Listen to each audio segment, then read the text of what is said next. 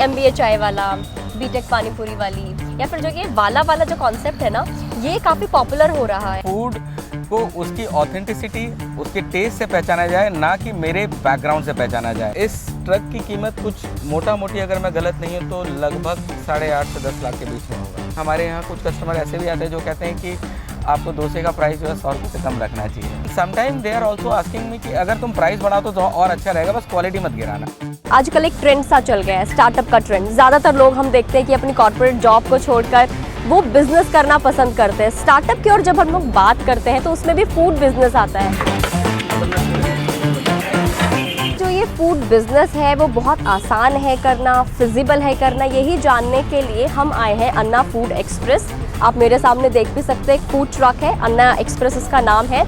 ये मैं ख़ास तौर पर बोलूँ तो ये मीडिया वालों की एक फेवरेट डेस्टिनेशन बन गया है, मीडिया का अड्डा हम इसे एक तरीके से बोल सकते हैं। काफ़ी सारी मीडिया की पॉपुलर पर्सनालिटीज़ हैं जो यहाँ पर आती रहती हैं, और जो खुद इनके ओनर हैं वो 18 साल मीडिया में काम कर चुके हैं, और उसके बाद इन्होंने अपना ये स्टार्टअप अन्ना फूड एक्सप्रेस शुरू किया है। Welcome to Anna express. Sir 18 साल मीडिया में, उसके बाद corporate jobs, then Anna food express का ख्याल कैसे आया? सो बेसिकली जो मेरा ख्याल है वो लगभग मेरे ख्याल से जितने भी जर्नलिस्ट, चाहे उनके पास 1 साल का एक्सपीरियंस हो, चाहे 18 साल का या 28 साल का, जनरली सबके साथ दिक्कत यही है कि हर आदमी अपनी जॉब के साथ जो है एक वो सेटिस्फैक्शन लेवल नहीं है। हर आदमी चाहता है कि कुछ अपना करे। मैंने बहुत सारे लोगों को देखा जिन्होंने अपनी ऊबर में कुछ गाड़ियाँ लेके लगा दी। मैंने कई लोगों को देखा जिन्होंने अपने चाय के ठेले लगाए। मैंने बहुत लोगों को, ऐसे लोगों को भी देखा जो कि कॉर्पोरेट जॉब छोड़ के उन्होंने अपने सड़क पे 2 पतीले लेके भी उन्होंने अपना बिज़नेस शुरू किया। तो इस तरह की चीज़ें। सो जर्नलिज़्म ऑब्वियसली बहुत अच्छा चल रहा था। बहुत सारी चीज़ें की हम लोगों ने, मैंने बहुत सारे फेलोशिप्स लिए नेशनल इंटरनेशनल। बट जो अपने काम का जो सेटिस्फैक्शन है या अपना काम जो है वो आपके दिमाग में तब आता है जब आप जनवरी फरवरी के महीने में हर साल पहुंचते हैं, और उस वक्त आती है इंक्रीमेंट की बात, उस समय बात आती है अप्रेजल की बात, और फिर आप जानते हैं कि कॉर्पोरेट लाइफ में आपको एंड ऑफ द डे अप्रैल में जो आपको सैलरी मिलती है बढ़ के, वो आपको और फ्रस्ट्रेशन कर देती है। तो वहीं से आपके अंदर एक उम्मीद जगी और एक आइडिया आया, और एक हार्ड स्टेप इस तरह से कि आप मिड करियर में होते हुए आपने डिसाइड किया कि नहीं, कुछ अपना किया जाए, कुछ ऐसा हट के किया जाए जिसमें आपको मज़ा भी आए, लोगों से मिल भी पाएँ और वो कम्युनिकेटिव हो। तो इसीलिए हमारे पास अन्ना एक्सप्रेस का आइडिया आया, और अन्ना एक्सप्रेस को हम लोगों ने उसी आइडिया के तहत उसको डिज़ाइन भी किया। तो सर जब आपने ये फूड ट्रक की शुरुआत की थी तो ऑन एन एवरेज कितना खर्चा आ जाता है एक फूड ट्रक को सेट करने में? देखिए, फूड ट्रक जो है 2-3 अलग अलग सेगमेंट में चलता है। एक फूड ट्रक होता है जो कि एक कोई भी जो मैन्युफैक्चरर होता है बना के देता है 2-3-4 लाख रुपए में। एक होता है फिर आप कस्टमाइज़ कराते हैं, तो उसका रेंज कस्टमाइज कराया। करेक्ट। तो एक दूसरा ट्रक होता है जिसमें आप 4 लाख से लेके 5-6 लाख रुपए तक का एक पूरा कस्टमाइजेशन होता है। एक उसका हाई एंड होता है। तो ये अलग अलग सेगमेंट है। इस ट्रक की कीमत कुछ मोटा मोटी अगर मैं गलत नहीं हूँ तो लगभग 8.5 से 10 लाख के बीच में होगा। तो फूड ट्रक का जो ये बिजनेस है ये कितना प्रॉफिटेबल है? आपको अब हो गए हैं 2-3 महीने, तो क्या लगता है कितना प्रॉफिटेबल है? मुझे लग रहा है कि हम हर महीने के हिसाब से दुगने डबल होती जा रही है हमारी रेवेन्यू। इनफैक्ट हमारे फुटफॉल जो है शुरू में इनिशियली जो है मुझे लग रहा है कि 40-50 थे ऑन एन एवरेज, अब वो बढ़ के उसके दुगने हो गए हैं हमारे कस्टमर्स। इनफैक्ट कस्टमर्स बढ़ने के अलावा हमारे ऑर्डर्स के रेशियो बढ़ गए हैं। तो अगर फूड ट्रक बिज़नेस अगर आप अच्छा कर रहे हैं, आपका टेस्ट अच्छा है, हमारी सबसे अच्छी बात यह है कि हमारा वर्ड ऑफ माउथ प्रमोशन बहुत अच्छा है। तो हमारे सराउंडिंग के आसपास में जितने भी सोसाइटीज़ हैं वहाँ पे लोग एक दूसरे को बताते हैं कि अगर आपको साउथ इंडियन खाना हो तो आप यहाँ जाइए। आप यकीन मानेंगे कि हमारे वीकेंड पे कई ऐसे कस्टमर्स आते हैं जो गाज़ियाबाद से, जो हमारे नोएडा मेन नोएडा से आते हैं, सेक्टर 18 आसपास से। इसके अलावा हमारे कई लोग सेक्टर 140 और 121 और इस तरह से, और वो रेगुलर कस्टमर्स हैं। तो वो लगातार हमारे यहाँ आते हैं, तो उससे हमें पता लगता है कि उन्हें अपने इलाके में अच्छा ऑथेंटिक साउथ इंडियन नहीं मिल रहा है, इसलिए वो लोग यहाँ आ रहे हैं। तो प्रॉफिट की हम लोग बात कर रहे हैं, तो मुझे ये बताइए जो आपकी सैलरी थी उसके इक्विवेलेंट हो गया प्रॉफिट आपका कि अभी और टाइम अभी टाइम बाकी है। इनिशियली क्या होता है कि जब ROI की आप बात करते हैं तो क्या होता है कि आप जब इनिशियली आप कोई भी बिजनेस शुरू करते हैं तो पहले आप ये सोचते हैं कि आपकी जो डेली रूटीन में जो पैसे खर्च हो रहे हैं, फॉर एग्जांपल रॉ मटेरियल और सैलरीज, अगर आपका ये भी निकल रहा है शुरू के 1 महीने 2 महीने, तो आप एकदम बहुत सही ट्रैक पे हैं। आपका ROI निकलना शुरू होता है कुल मिला के 4 या 5 महीने बाद। तो अभी हम उस स्टेज पे पहुँचे नहीं हैं, but we are hopeful, we are optimistic, और मुझे ये पता है कि हम बहुत जल्दी जो है अपना ROI क्रॉस ही कर जाएंगे। क्रॉस कर जाएंगे, बिल्कुल कर जाएंगे। तो जो आपका फुटफॉल है वो ज़्यादातर कहाँ से रहता है, ऑनलाइन से या ऑफलाइन से, कैसे रहता है? देखिए, हम लोगों ने एक चीज़ बहुत क्लियर की है, और ये हमारे साथ एक बड़ा बोल्ड डिसीजन था ये भी लेके, कि हमने अपने फूड ट्रक में बहुत क्लियर रखा कि हम इसमें ऑनलाइन बिजनेस में नहीं जाएंगे। फॉर एग्जांपल स्विगी जोमेटो के साथ 2-3 चीज़ें हैं। एक, ये फूड ट्रक बिजनेस है और ये रोड साइड फूड है। रोड साइड फूड और ऊपर से साउथ इंडियन। अगर आप डोसा खाना खाते हैं, अगर डोसा खाते हैं तो डोसा में जो क्रिस्पीनेस है, जो फ्रेशनेस जो गर्म खाने में है, वो आपको ऑनलाइन में नहीं हो सकता, पहला। दूसरी बात है कि जोमेटो और स्विगी या ऑनलाइन अगर आप कस्टमर्स को देते हैं तो उनके साथ दिक्कत ये होती है कि पहले तो वो सॉगी हो जाते हैं, ठंडे हो जाते हैं, उसके बाद उनके लीकेज होने के और भी कई सारे इश्यूज़ होते हैं। इसके बाद क्या होता है, जो घर में बैठा हुआ कस्टमर होता है उसको बहुत ईजी होता है किसी के लिए नेगेटिव रिव्यू लिखना, ये मुझे अच्छा नहीं लगा, ये बेकार है खाना ये। तो हम इसीलिए प्रेफर करते हैं कि आप ऑनलाइन की जगह पे आप ऑफलाइन आइए और गर्मा गर्म खाइए, और गर्मा गर्म खाइए। दूसरी बात है कि हमारे कस्टमर्स में ज़्यादातर फीमेल्स हैं या ज़्यादातर फैमिलीज़ हैं, तो जब ये लोग यहाँ आते हैं तो वो उनको एक अच्छा एम्बियंस नज़र आता है कि अच्छे लाइटिंग के साथ साफ़ सुथरे तरीके से आते हैं लोग, खाना खाते हैं, उन्हें लगता है हाइजीन है। तो यही सारी चीज़ें हमारा सक्सेस है, इसीलिए हम लोग ऑफलाइन पे ही फोकस कर रहे हैं टोटल। तो मार्केटिंग स्ट्रैटेजीज आप क्या अभी फॉलो कर रहे हैं? बहुत सिंपल है, हमने आज तक कभी एक पैम्पलेट नहीं छपवाया। हम अपने आप को टोटल ओवरऑल प्रमोट करते हैं डिजिटली।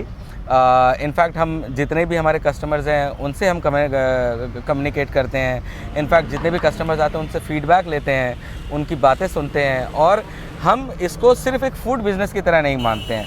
हमने इसे ओपन किचन का कल्चर और ये जो अलग अलग टेबल बाहर लगाने के पीछे का रीज़न यही था कि हम कस्टमर से बात कर पाएँ, कुछ अच्छी बात कर पाएँ। जनरली क्या होता है कि अगर आप मेट्रोपॉलिटन सिटी में रहते हैं तो ज़्यादातर न्यूक्लियर फैमिलीज़ हैं।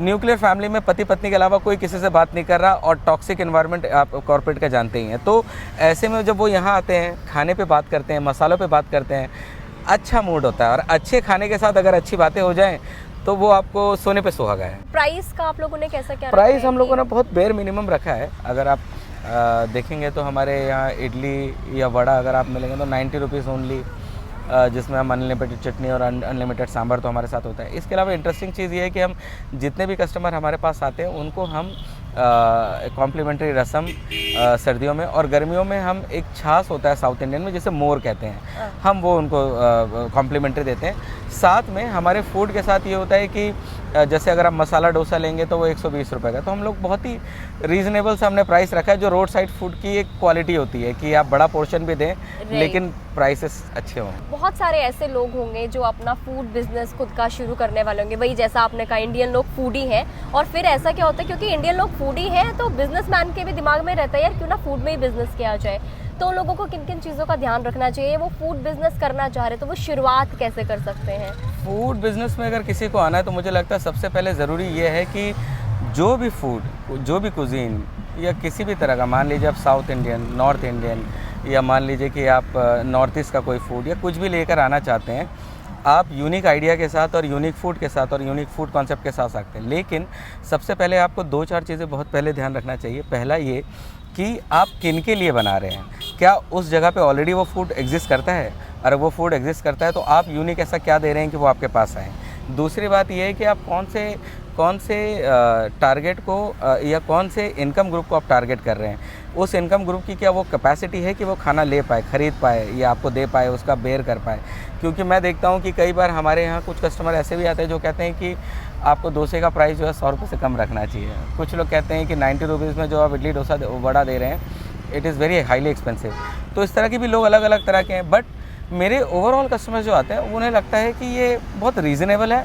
And sometime they are also asking me कि अगर तुम प्राइस बढ़ाओ तो और अच्छा रहेगा, बस क्वालिटी मत गिराना। अच्छा, मेरे दिमाग में अभी एक क्वेश्चन आ रहा है कि हम लोग जैसे देख रहे हैं ना MBA चाय वाला, बीटेक पानीपुरी वाली, या फिर जो ये वाला जो कॉन्सेप्ट है ना, ये काफ़ी पॉपुलर हो रहा है। तो आप भी सर एक पत्रकार रहे हैं, तो आपने क्यों नहीं इसको पत्रकार साउथ इंडियन फूड ऐसा कुछ रिलेट करके हम कर सकते थे, बट आपने why this Anna food express, मतलब ये नाम क्यों? बिल्कुल आप ठीक कह रहे हैं कि पत्रकार डोसे वाला भी हो सकता था। हाँ, राइट। लेकिन हम लोगों ने इसीलिए इसको नहीं किया, रीज़न बीइंग कि हम रियल टाइम फूड बिजनेस में जा रहे थे, और मैं ये सोचता हूँ कि फूड को उसकी ऑथेंटिसिटी, उसके टेस्ट से पहचाना जाए, ना कि मेरे बैकग्राउंड से पहचाना जाए। अगर आप एक MBA चाय वाला बोलते हैं लेकिन ये तो marketing strategy ये मार्केटिंग हो गई ना। स्ट्रैटेजी है, तो वो उनकी अपनी स्ट्रैटेजी है। मुझे ऐसा लगता है कि अगर मेरी क्वालिटी अच्छी है तो लोग वैसे भी मेरे बैकग्राउंड के बारे में पता कर ही लेते हैं कि हाँ भाई कुछ है, और एकदम इस तरह की यूनिक स्टाइल के साथ आया है तो लोग ज़रूर पूछते हैं मेरे से। मेजॉरिटी में लोग पूछते हैं कि आप क्या करते हैं या क्या आपका बैकग्राउंड रहा है या कैसे है, तो लोगों को वैसे पता लग जाता है। लेकिन एंड ऑफ द डे मुझे ये लगता है कि वो एक पॉपुलर कॉन्सेप्ट चल रहा है MBA चाय वाला टाइप का, लेकिन मुझे लगता है कि उससे ज़्यादा इंपॉर्टेंट ये है कि आप ब्रांड के साथ चलिए जो लॉन्ग टर्म में आपको काम दे। क्योंकि फिर अगर किसी एक पर्टिकुलर, जैसे आप फॉर एग्जांपल MBA पानीपुरी वाला या B.Tech मसाले वाला या जो भी करते हैं, उसमें आप एक इंडिविजुअल पर्सनालिटी से आप फूड को जाके कनेक्ट कर रहे हैं, तो वो इंडिविजुअल अगर कुछ भी अलग अलग चीज़ें करेगा तो वो डाइल्यूट हो जाएंगी चीज़ें, और उस एक अकेले कॉन्सेप्ट के साथ हो रहा है, इंडिविजुअलिटी के साथ हो गया। हम इंडिविजुअलिटी के साथ नहीं जाना चाहते थे, हम चाहते हैं कि इसको अन्ना एक्सप्रेस को हम पूरा एक रिटेल चेन बनाएं, इसका पूरा का पूरा फूड ट्रक का, इसको एक्सपेंसन में जाएँ। इसमें हमारे अभी लगातार मुझे हर दूसरे तीसरे दिन इसके लिए फ्रेंचाइजी के लिए रिक्वेस्ट आते हैं। तो आपका क्या प्लान है फ्रेंचाइजी को? अभी हम लोग वी आर टू अर्ली। मैं बहुत पोलाइटली सबको रिक्वेस्ट जो है उनको मैं कहता हूँ कि आपका रिक्वेस्ट मेरे पास है, हमें थोड़ा समय दीजिए, क्योंकि अभी हम लोग इसको एक पहले कॉन्क्रीट फुल फ्लेज प्लान बनाए, ताकि जो सेम टेस्ट और जिस कंसिस्टेंसी से हम यहाँ डिलीवर कर रहे हैं, अगर हम उसका पूरा का पूरा प्रोटोकॉल बना पाएंगे तो शायद हम वो उसको दे पाएँ। अदरवाइज सिर्फ फ्रेंचाइजी लेके सामने वाले से आपकी ब्रांडिंग बर्बाद हो जाए, आपकी इमेज खराब, उसका कोई मतलब नहीं है। और sir, what is your startup Mantra? That's my final question. Startup Mantra is जिंदगी ना मिलेगी दोबारा। That's the only thing which I always feel, and I think when you are in an age where you know explored everything, as you rightly said, I've already spent in many almost 2 decades in journalism, and then again I moved to the corporate one. तो मुझे ये लगता है कि startup मंत्रा ये है कि आपके पास ज़िंदगी एक ही है, जितने आपको एक्सपेरिमेंट करने जो भी करना कर लीजिए, और अगर कोई स्टार्टअप शुरू करने के बाद फेल होता है वो ज़्यादा अच्छा है बनी तो इसके कि आप स्टार्टअप करें ही ना। तो मुझे ये लगता है कि उस हिसाब से सक्सेस तो आपको मिल ही सकती है अगर आपकी ऑनेस्टी और आपका चेक एंड बैलेंस अगर हमेशा सही है। इस एपिसोड में इतना ही। आपको नेक्स्ट स्टार्टअप मंत्रा के एपिसोड में फिर हम किसी दूसरे फाउंडर से मिलवाएंगे, और दूसरा जो बिज़नेस का एस्पेक्ट है, दूसरा जो स्टार्टअप का दूसरी इंडस्ट्री है, हम उसको समझने की, जानने की कोशिश करेंगे। आप स्टार्टअप मंत्रा के साथ जुड़े रहिए। अगर आप इस वीडियो को फेसबुक पर देख रहे हैं तो फेसबुक पेज को लाइक करें, और अगर आप हमें यूट्यूब पर देख रहे हैं तो गुड रिटर्न्स के यूट्यूब चैनल को सब्सक्राइब करना ना भूलें।